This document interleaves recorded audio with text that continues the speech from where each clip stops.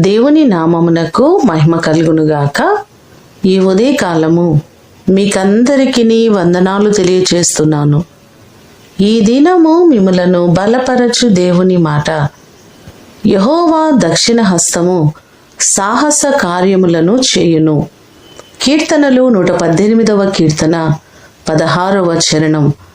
మన దేవుడు ఆయన కృప చొప్పున ఆయన హస్తము చేత అనేకమైన కార్యములు చేసేవారు. జరగవు అనుకున్న కార్యాన్ని జరిగేటట్లుగా చేసే గొప్ప దేవుడు ఆయన. బైబిల్ గ్రంథంలో అనేకమైన ఉదాహరణలు మనకు కనబడుతున్నాయి.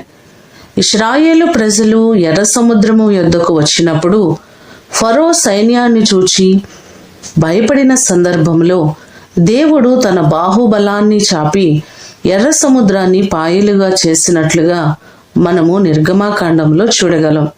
మన దేవుడు మన ఎదుట ఉన్నటువంటి ప్రతి సమస్యను సరిచేయగలిగిన గొప్ప దేవుడు.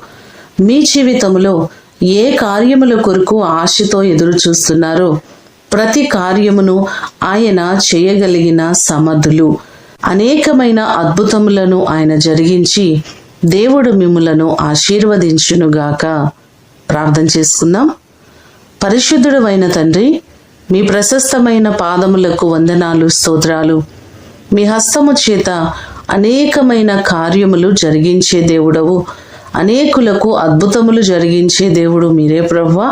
మీ కృప చేత జరగవనుకున్న కార్యాలు ప్రతి వారి జీవితంలో జరిగేటట్లుగా మీరు చేయండి. వారి అవస్థతలు, వారి అక్కరలు, కొదువలు సమస్తమును మీ మహిమైశ్వర్యంలో తీర్చండి. ప్రతి వారిని నిండారులుగా దీవించి ఆశీర్వదించమని యేసు అతి శ్రేష్టమైన నామమున అడిగి వేడుకొని పొందియున్నాము తండ్రి. ఆమేన్. దేవుడు మిమ్ములను దీవించునుగాక.